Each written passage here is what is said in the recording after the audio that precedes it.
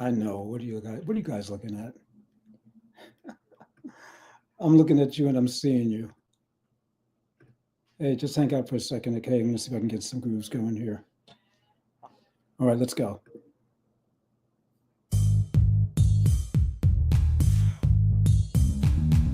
All right, let's check out the activity and see what we got going. Almost there. Okay, we are live. What's up, everybody? Good morning. Good morning. Great Saturday morning. Fantastic. Fantastic Saturday morning. Super duper Saturday morning to you guys. Super valuable morning to you valuable people out there. Oh man, I'm just loving this Saturday. Oh, I'm so grateful.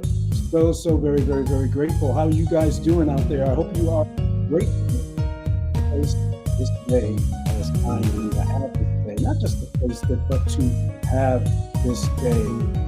It's such a gift. And you know, there are just so many things going on. Really, so many things going on. I'm going to turn this down a little bit while we can just converse a little bit. There we go. There are just so many little things going on and big things that are going on the planet that if you don't wake up with some kind of gratitude to kind of like start and identify your day, help you to design your day, then you're missing out. And don't miss out. Don't miss out on the design of your day and making it what you want it to be instead of like letting the world and news and this and that and this person identify who you are and your self-image and all that kind of good stuff. Do not let it happen. Don't let it happen, okay? So I'm just going to fade out here and just so I can speak to you guys and not so concentrate on groovy music, but concentrate on you all and the message for today. Good morning, and welcome to the Mitch Race Podcast. Woo!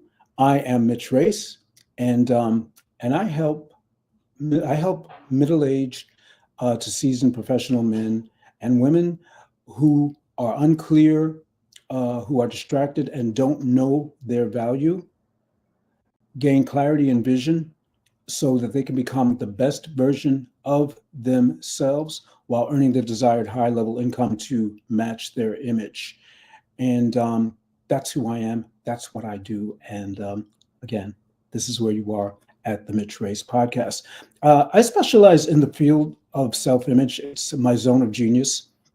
I am fascinated with, and I absolutely love the things that build people, the things that actually make people, that help people to become the best version of themselves in my zone, which is self-image and self-esteem.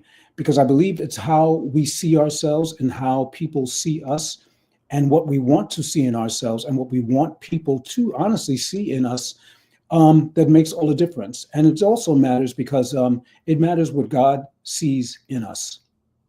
And excuse me, and how we see him as well, to be honest. But it is really about how you show up, how you are seen, not necessarily what you are seen as, and that is part of self-image as well.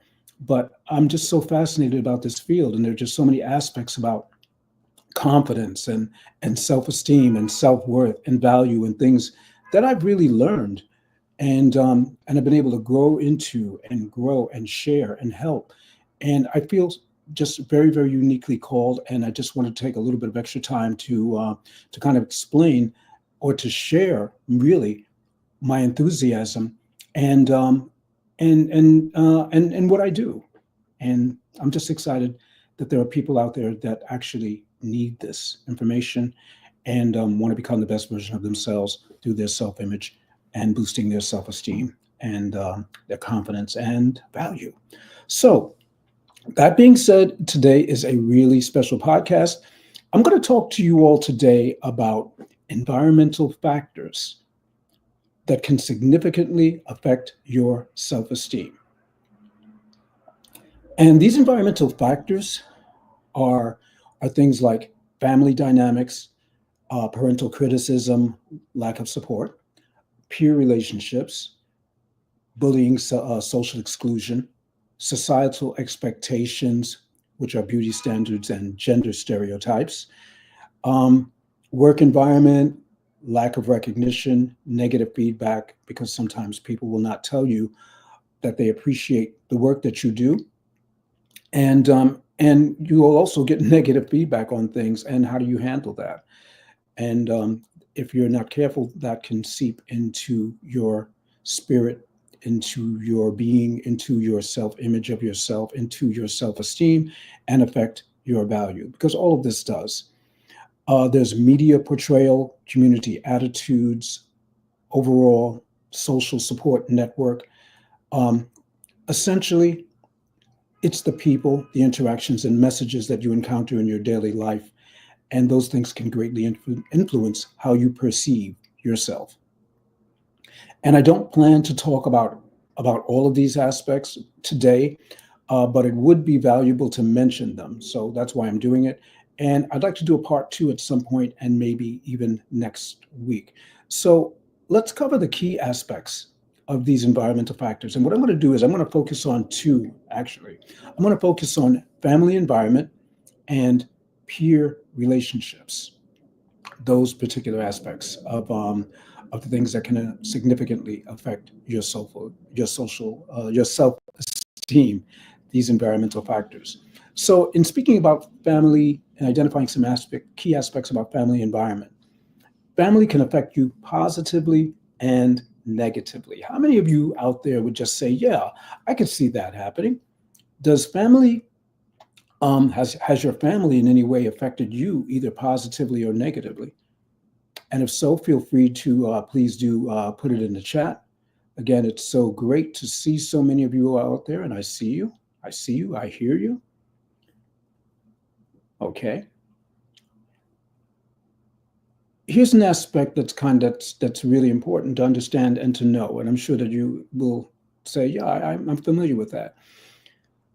Here's a way that it can be negative: critical or overly harsh parenting. Critical or harsh parenting is a parenting style that involves a parent or a caregiver being more likely to criticize or belittle a child than to praise or encourage them. This style can have serious psychological consequences for children. I have seen this play out in the street where some poor child is actually, and I'm going to call it assaulted by a parent and berated and belittled, um, calling them stupid, cursing at them. That's name calling, and that is also bullying, which is also one of the uh, things that can significantly affect your self-esteem. And I can't tell you how mortified that I am when I see that out in the street. And I don't know who out there I'm speaking to that either A has done that, or B is doing it, or B may do it. But that's the reason why we are having these discussions, is because we kind of want to really look at our behavior and the behavior and things that are going on out there with our kids, and why they feel a certain way, and maybe when they grow up and why they are a certain way. It's because people, we don't pay attention. And again, I'm not saying that anybody here is doing that, and we all ought to be mortified by that. And it doesn't make that person a bad person per se, but wouldn't it be great if the information that we hear and the things that we share and the things that we talk about on our podcast is uh, distributed outside of the community and promoted in such a way that it actually changes somebody's life? That's really the bottom line. I'm looking for change. I'm looking for this to affect someone. I'm looking for people to talk about this. I'm looking for people to engage in this, and I'm looking to engage in this myself and continue to work, learn, and grow in my zone of genius to share this. And that's what I'm looking to do. So I'm also going to say this. There's a lack of emotional warmth of support. That's another thing. Um, how family can affect you negatively or positively.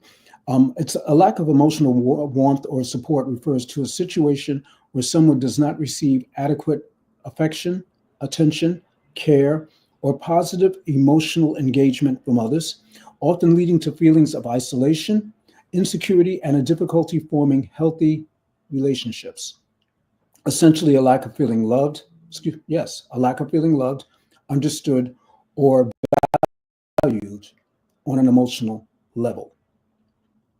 Inconsistent parenting. Inconsistent parenting is the use of different discipline practices across time or between parents. It can happen when rules and expectations for behavior in children are unclear or inconsistently enforced. That sounds like someone could actually grow up having problems setting boundaries because they don't know what they are and why their boundaries are so easily challenged and crossed. It may also be caused by a lack of rules, insufficient monitoring, or erratic punishment. This is valuable stuff. If you are getting valuable, if you're getting valuable, of course you are. If you're getting value, please put a V in the comments or comment. Talk about it yourselves.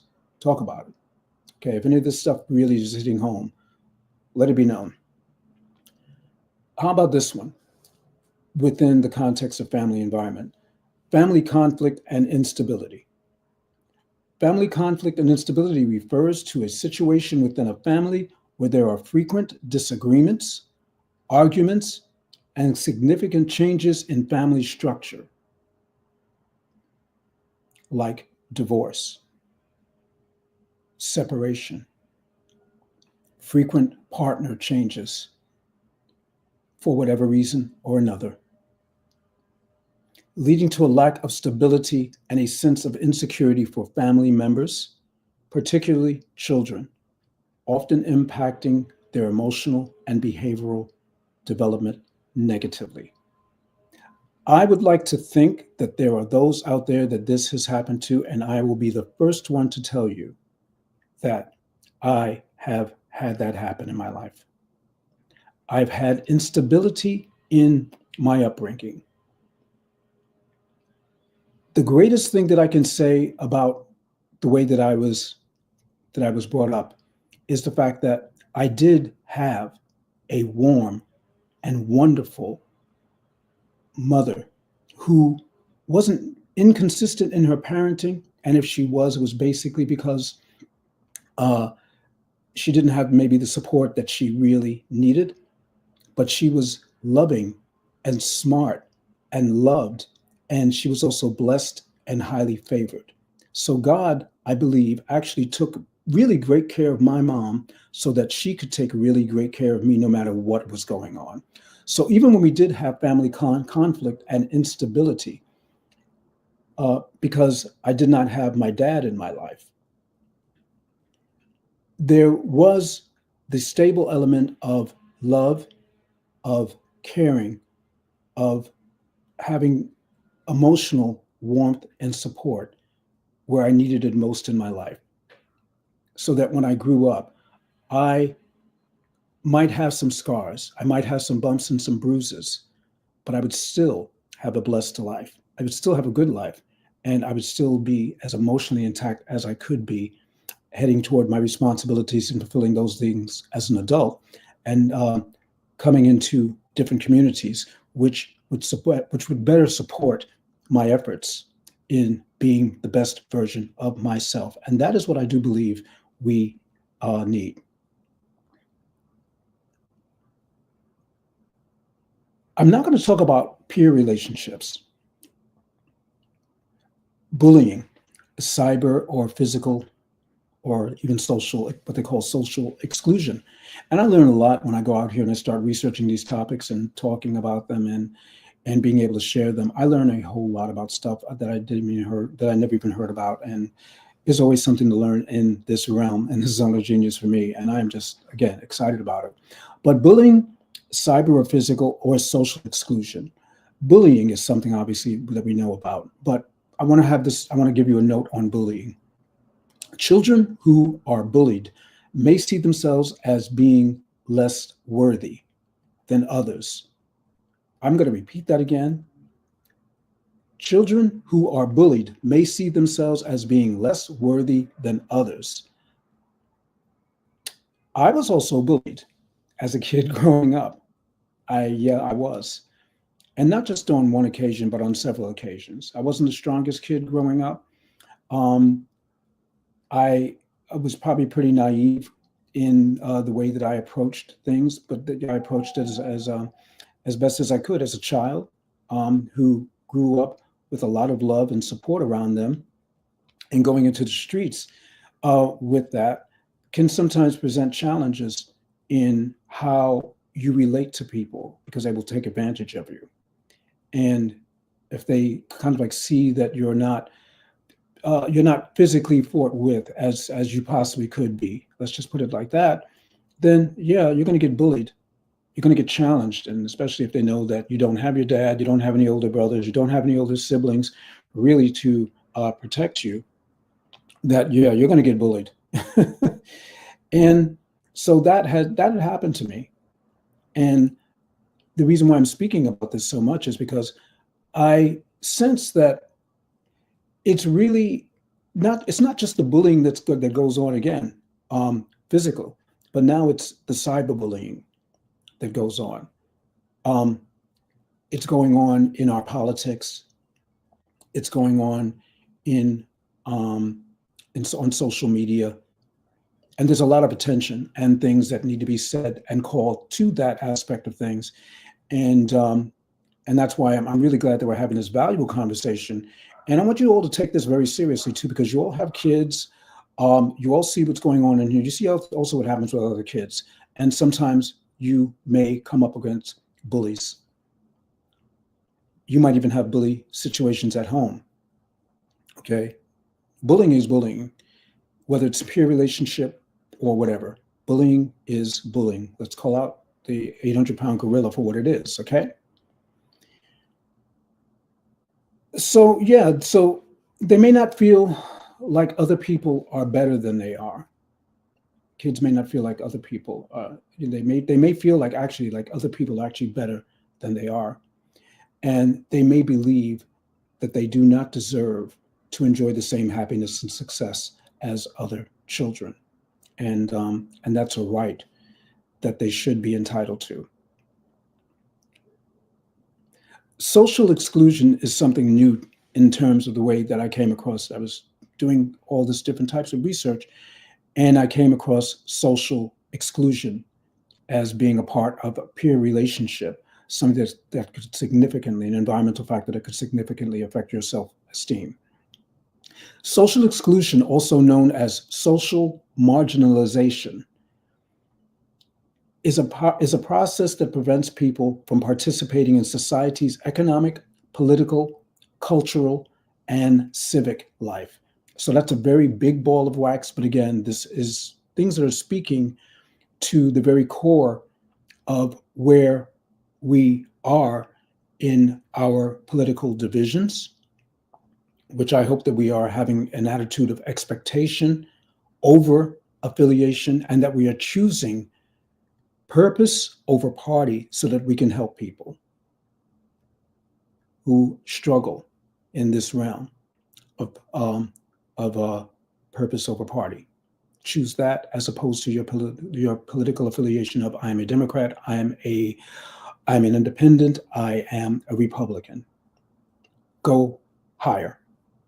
Challenge you all in this, and I challenge you all to speak about this with other people. Don't debate, don't fight, just dialogue and help. Share.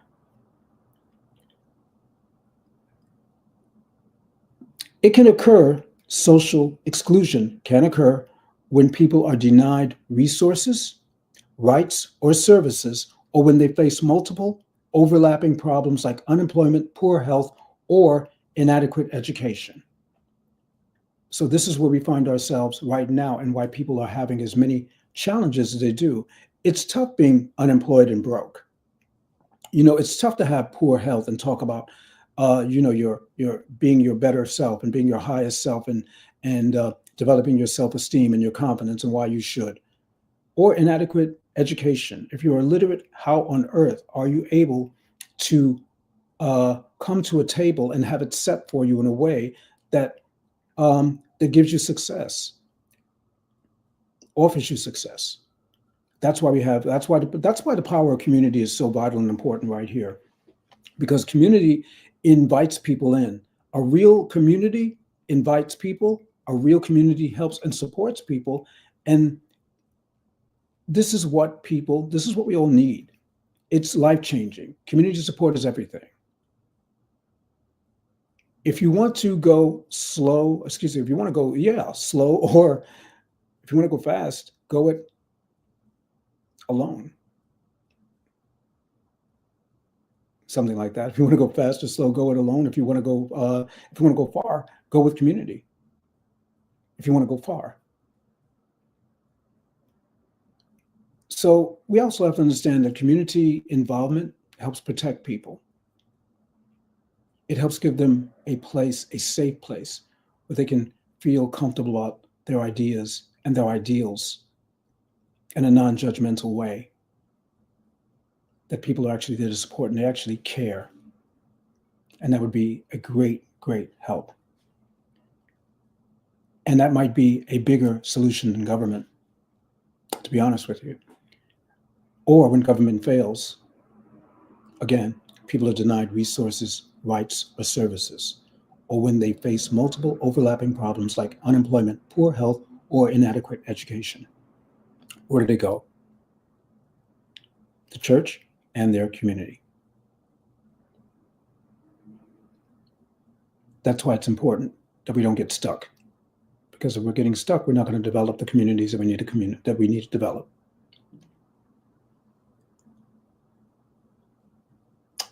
A lack of positive friendships.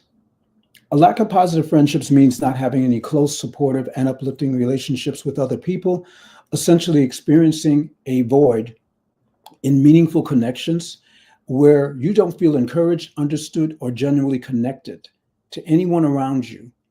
It can lead to feelings of isolation and loneliness.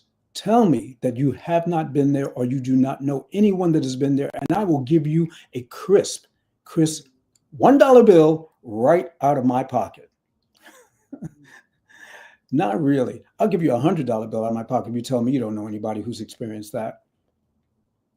That's why you pick up on people. You see how lonely they are, how reserved that they are. Sometimes they're at a party, they just want to go into the background. They don't even want to be noticed. And as a result, they're not noticed. They're lonely.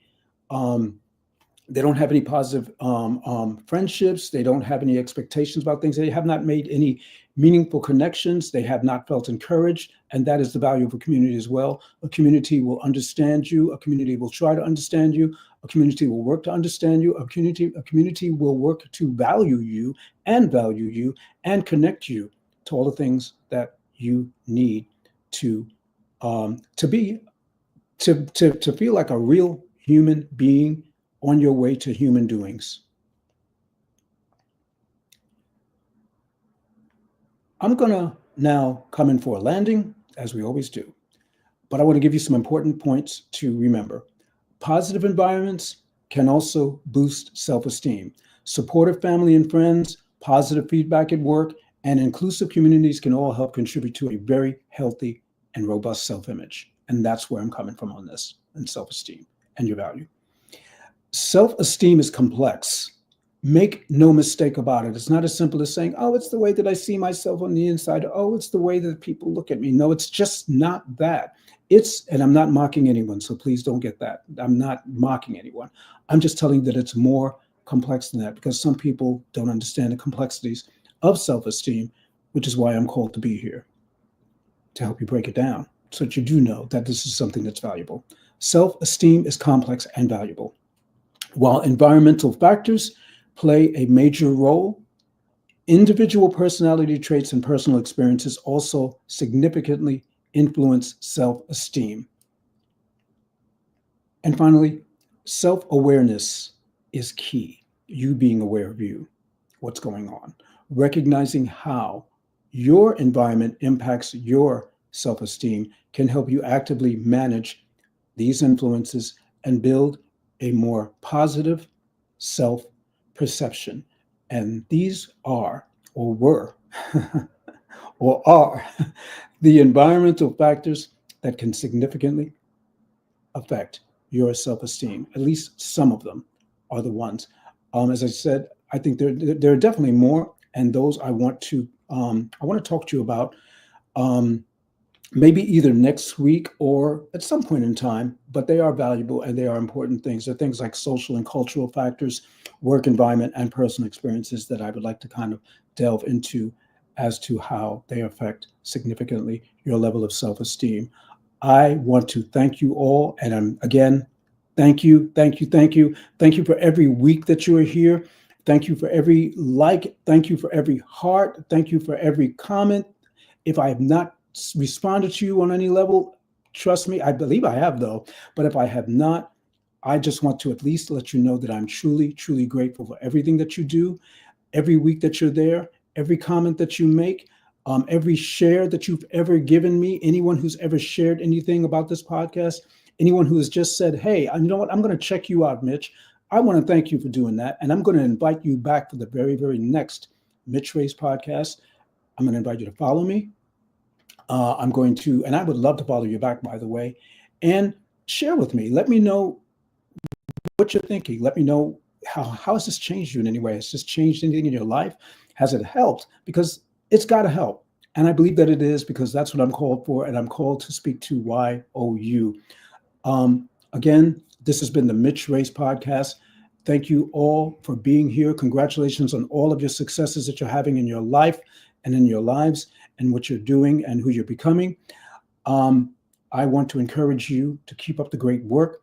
And I want to say this, as always, reframe your vision, reframe your value, and reframe your victory. Thanks again. Have a phenomenal, phenomenal Saturday, everybody. Okay. Always fun seeing you. Thank you. Talk to you soon. I want to hop over on Instagram, as a matter of fact, and see who's there. And I'm going to also capture all of these things. I want to thank you all so much. And blessings to each and every one of you for who you are.